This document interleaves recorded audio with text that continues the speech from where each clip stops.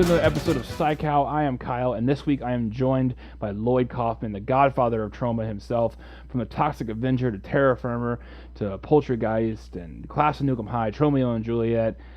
So many great movies, and we talk about them all. Well, as many as we can in the allotted time, I guess. We could probably go all day talking about some amazing Lloyd Kaufman work, and he was gracious enough to give me about a half hour of his time to talk with him about upcoming releases for Troma, how he got into the film business, all kinds of great stuff. So without further ado, let's jump right into the interview with Lloyd Kaufman. What got you into film, and who were your influences? It was the 60s, and I was going to be it was a time of peace and love and make the world a better place. I was going to be a teacher or a social worker, and do good things, teach people with hooks for hands how to finger paint, teach bums how to paint happy faces on beads and string the beads together. But I made the mistake of going to Yale University, and that's where God fucked up my whole fucking life. And, put me in with a movie nut my freshman year. I was roomed with a movie nut. And so that got you into film. We had a very small bedroom, and our beds were head to toe, and at night I smell his Godard stinking feet, and the rest was, I could have been a contender. Now, you're in most of your movies, if not all of your films. Is acting like a passion of yours? Do you like directing more, or which is your favorite? Well, we have very small budgets. You know that, right? Right, absolutely. Yeah. Return to Nuke Em High Volume 1 was made for about $400,000, and Volume 2 for even less. Right. So that's about 0.5% of a typical mainstream movie. In fact, it's much less than that. So we don't pay people very much.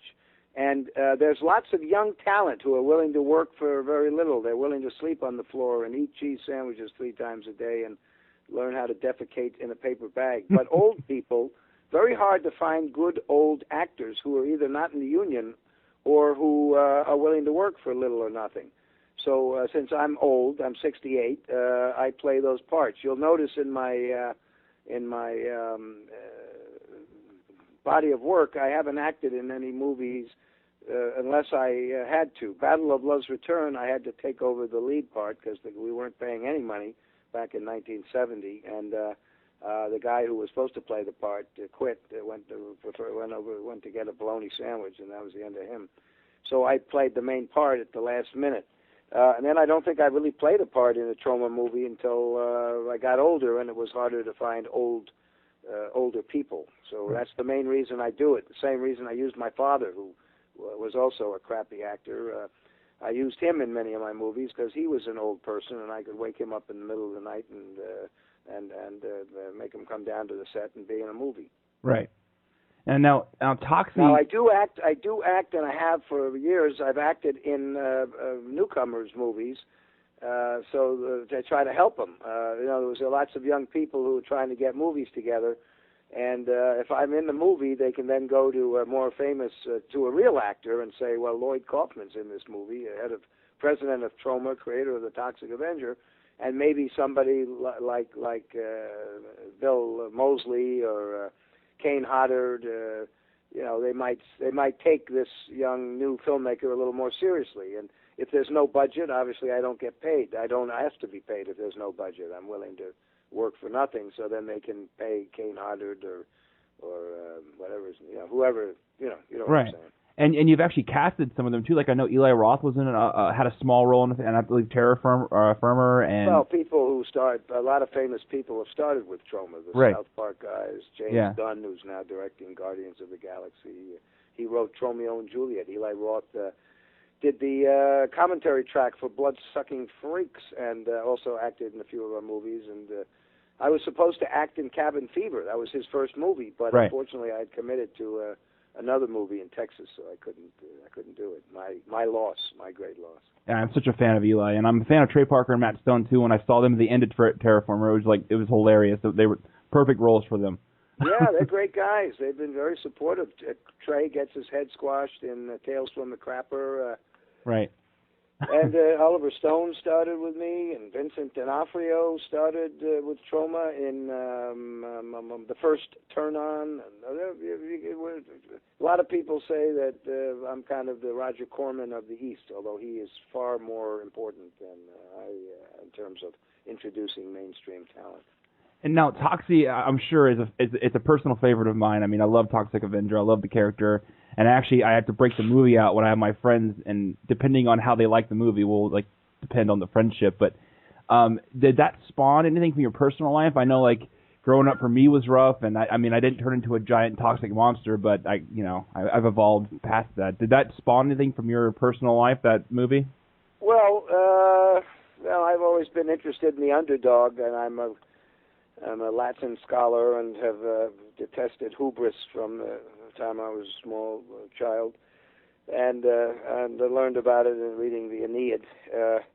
I think it's more just there are themes in the Toxic Avenger. I was a big fan of Charlie Chaplin and Preston Sturgis, and I like the fact that New Jersey lives in the shadow of the big, arrogant New York City, and the Toxic Avenger is everybody's underdog. In fact, most of the Troma movies I've made deal with the underdog. Squeeze Play is about the women's liberation movement, and the women's softball team is the underdog. And Toxie, obviously, is a 90-pound weakling who gets bullied and manages to turn the tables on the bad guys, blah, blah, blah.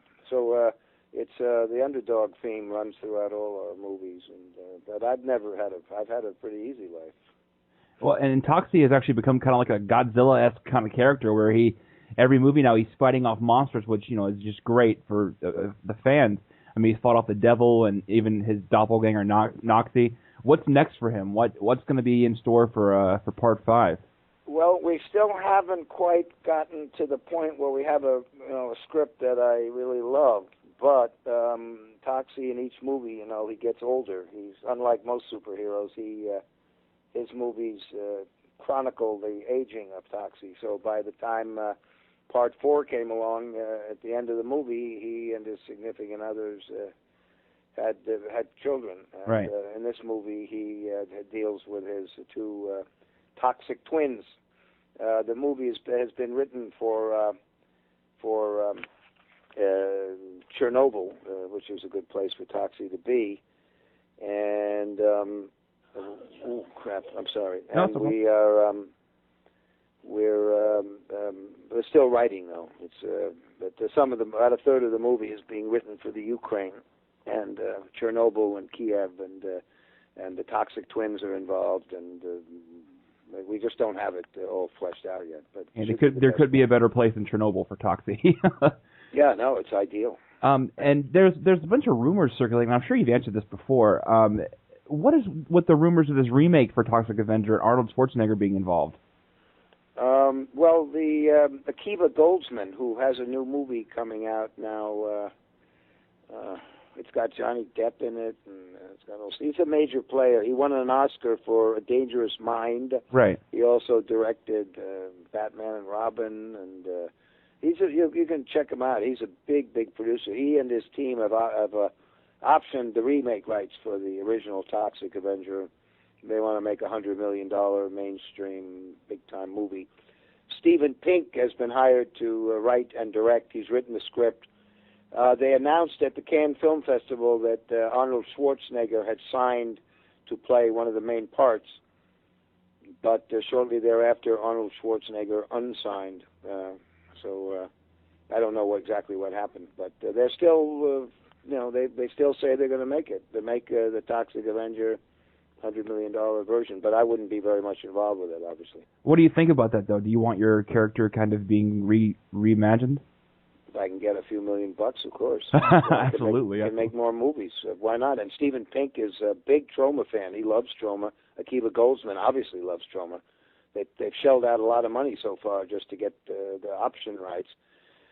So Stephen Pink did Hot Tub Time Machine, High Fidelity, Grosse Point Blank. He's been to my book signings. He gets Troma. He's he will be able to interpret the kind of humor that we are famous for and bring it into the mainstream, the same way that Bon Jovi's David Bryan was able to adapt the Toxic Avenger to the Broadway musical, which is now playing in Hawaii and Korea and all sorts of places. Toxic Avenger, it's a movie with a kid getting his head crushed and all kinds of great stuff for gore fans. How did that turn into a cartoon series for kids? Because, I still have the coloring book for Toxic Avenger that I just adore. I keep it on my shelf, my horror shelf. But how did that turn into like a kid's cartoon from this brutal character in movie series? Troma has done many historic movie landmarks, and one of them is the Toxic Avenger is the only movie where a young boy's head is squashed by the wheel of an automobile, which was subsequently made into a delightful, environmentally correct Saturday morning cartoon show. I have no idea how it happened, other than I think the toy company was having problems with Teenage Mutant Ninja Turtles, and they wanted a replacement, and they wanted an environmental superhero, and they had heard about Toxic Avenger. They obviously didn't see the movie, I think, because they went ahead and made cartoons for children, and there were quite a number of grandmothers who brought home the wrong video cassette for their 5-year-old grandchildren to see. They brought home the Toxic Avenger director's cut instead of the Toxic Crusaders cartoons. So it just was extremely lucky. And there were, of course, as you say, coloring books and action figures and pajamas and underwear and slippers and fountain and pens and you name it. There was every kind of item for children you can imagine, all with Toxie and No Zone and Headbanger and all of the Toxic Crusaders. It was manna from heaven. And with you had mentioned before with Return to Nuke Em High Volumes 1 and 2, will that be a movie kind of like Toxic Avenger where it kind of shows the age? Will that go along with how, it's almost a 30-year-old movie now? Will like the monster baby be like a fully grown monster, and will the Cretans be back? And will that be? No, a guy at Stars Anchor Bay, who grew up with our movies, wanted to do a remake of Class of Nuke 'Em High. It was right. One of his favorite movies, so he agreed to let me have total freedom and direct it, provided, of course, that the budget would be very low. And indeed, the budget was under $500,000, and that's where we got Volume 1. And then we're making, it's a 2-part movie. Now we're making Volume 2. So it was really the idea of the guy at Stars who just fell in love with the Class of Nuke 'Em High and wanted to do a remake. And instead, we've kind of done a revisiting. I don't think it's played in the Carolinas, but it has opened in New York and L.A. and Chicago and many other cities. So, and if you or your fans have any theaters that you want a movie to play at, by all means, go to the managers and make a stink. And most of our play dates have arisen around the country thanks to fans who've gone to the theaters and said, I want my Troma. I want you to play Return to Nuke 'Em High Volume 1, and they do. Absolutely, and it's one of the only movies that I have on my pre-order list on Amazon. I'm just waiting for it to come out. I just love, like I said, I'm a big fan of yours, and anything you make, I'll be on that. I hope you like it. And Lemmy, I know, is in quite a few of your films, like Tromeo and Juliet, Terror Firmer, and Toxic Avenger 4. How did you and Lemmy cross paths? He's a fan.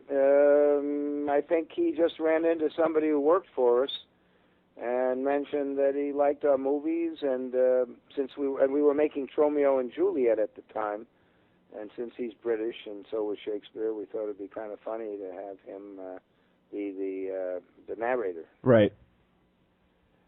And that's great. I'm a big fan of Motorhead. Lemmy's a good buddy. He's done a lot of work for Troma for free, and of course he's in Return to Nuke 'Em High Volume 1 and Volume 2, and he's a very good guy. Never charged us ever. Wow, that's you never hear of that either in today's time. No, that's right. Ron Jeremy's never charged us. Anytime you see a celebrity like Judah Friedlander, who's in Volume 1 of Nuke 'Em High, Return to Nuke 'Em High, no, they never charge us. Because we have no money, so they just do it to help us. Right. And I'm sure just being fans, it's just a dream for them as well to be in a Troma film. Yeah, I think they want to be involved in something for their fans to. It gives some street cred to them also. And you have this like perfect way of bringing comedy to these gruesome events that are and most of the time disgusting events. They just make it so funny, like Poultrygeist. Is there any kind of line that you haven't crossed yet that you want to cross? I mean, there's some envelopes that you've really pushed before. Is there anything that in the future that you want to cross? I don't think so. I mean, I don't deliberately set out to cross lines. Right.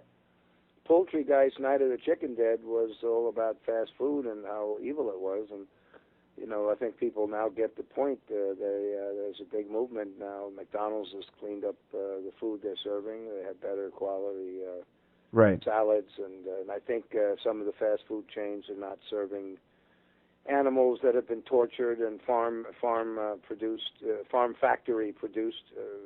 So movies like Poultrygeist probably reach a much bigger audience than movies like Fast Food Nation, which are pretentious. Right, exactly. And do you think there'd be a sequel for anything like Poultrygeist? We had a call from an agent in California who claimed to have a big-time client who wanted to remake Poultrygeist, but they didn't offer very much money. They didn't offer any money, so yeah. The hell with that. And you've done some truly underground greats like Sergeant Kabukiman NYPD, and again I keep bringing up Terror Firmer, which is one of my favorites that you've done. Terror Firmer is one of my favorites. It's my most personal movie. I think that movie, I think the smart people there's just too many who haven't seen it yet. Right. I think the time is on our side. I think eventually the audience will grow for Terror Firmer, but we don't have any advertising money, so.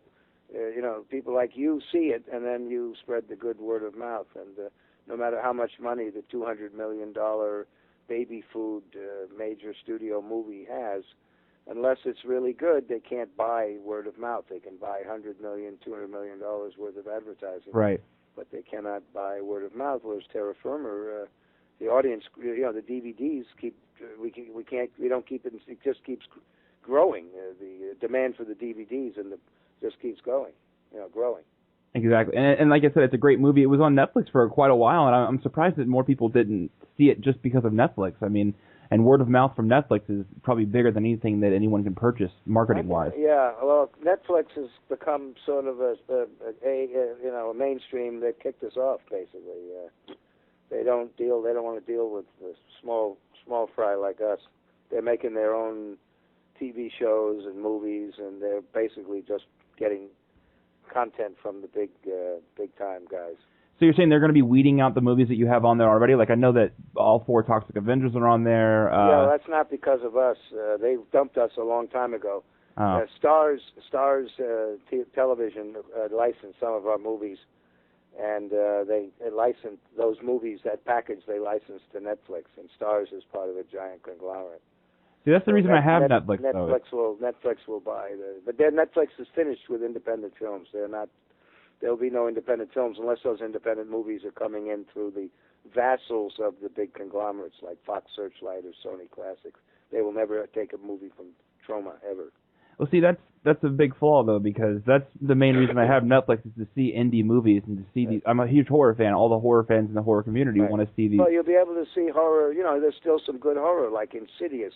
Right. You'll be able to see that because that's distributed by a vassal of one of the majors, but you won't be able to see the Troma movies. Right. On Netflix, at any rate. You can see the Troma movies for free, though, on the Troma movie channel. We have about 250 free movies to celebrate our 40th anniversary. We have 250 free movies on Netflix Troma movie channel. Oh, wow. You didn't know that, huh? No, I didn't. Know that. You should go explore. It's Troma movies, Troma YouTube. What am I saying? YouTube, not Netflix. Okay. YouTube. Troma's YouTube channel has 250. Every week we put up more movies. We also have a Make Your Own Damn Movie channel, and every week we put up a new lesson or behind-the-scenes piece, which has a pretty interesting, some of the interesting secrets of how Troma makes movies for very little and how we do things the Troma way. And it's all free to respect our fans in our 40th year. Well, definitely, and I'll check that out, and I'll make sure the word gets out as well. We'll post that on our site as well. Yeah, very good. What can we expect from you in the future? Are there any films outside of Toxie and Nuke Em that we're going to be getting from you in the future? We've got some Troma Video is putting out DVD once a month. You should check www.troma.com because there are new DVD. You know, we distribute other people's movies. I don't know if you've seen The Taint. That's a very good movie. I have. My buddy, I think you may have spoke with him the end of last year. You were on their show, I believe. He told me to watch The Taint, and we had to talk about it for quite a while. It's one of those movies you definitely want to talk about with your friends. It's very Troma, the next generation. You know? Right, exactly. The Troma School of Filmmaking is there. We're making a movie now with another young filmmaker named Fernando Ale. He was on special effects for Return to Nuke Em High Volumes 1 and Volumes 2, and now we're giving him some money to make Mutant Blast. And it's going to be a great buddy picture, and it'll be a lot of fun. We've had the Troma sense of humor and a political side to it, and it's really good. It's going to be great. And he's very, very talented. One of his movies is on our free Troma YouTube movie channel called the Banana Motherfucker. And I strongly urge you to see Banana Motherfucker. It's only about, I think, 25 minutes, but it is brilliant. It is so good. Absolutely, and I'll definitely check that out, and people at home will check that out as well. Will there be like a definitive collection released featuring all of your films? Because I think as a fan, that would be an amazing thing for me to have in my DVD collection. I already own the DVDs, but it'd be just awesome to have this one definitive collection of all of your films. Well, we have no money, so we can't do it. Yeah. Some rich person, some rich collector will have to do it. With films like Monster and Killer Condom and The Retard Dead, are there films out there that are non-Troma that you just really enjoyed that you just want to talk about at all? Well, I think Suicide is a very good movie, and I believe that's free on the Troma YouTube movie channel, Suicide. It's a German movie, but it's, I think, the best movie filmed with a video camera. And it uses the medium very well, in the same way that Paranormal used it. This movie was made about 5 years before Paranormal Activity, but and it's totally different. Obviously, it's about suicide, but it's terrific, and it's a wonderful film. Combat Shock is great. If you haven't seen Combat Shock by Buddy Giovinazzi, you're missing out on something really good. We've got great movies. Tons of fabulous movies. Or just go and explore the Troma movie channel with 250 free movies. Our comedies from the 70s, Squeeze Play, Waitress, Stuck on You, The First Turn On, they're hilarious. And there's actually a trailer out there right now called Kung Fury. It's got a Kickstarter campaign going, and it's like the first Kickstarter that I've seen that I want to actually push money to. But if you haven't seen the trailer for Kung Fury, it's right up Troma's alley. It's an amazing. Yeah, I think they tweeted it at me. I left them a message. I'm pretty sure I left them a message. What is the scariest movie of all time to you? Bambi. Bambi? Just because of the beginning? The whole thing. The whole thing? Who is someone you'd love to work with? This guy's an actor. I like him. Joseph Gordon-Levitt, is that his name? Joseph Gordon-Levitt?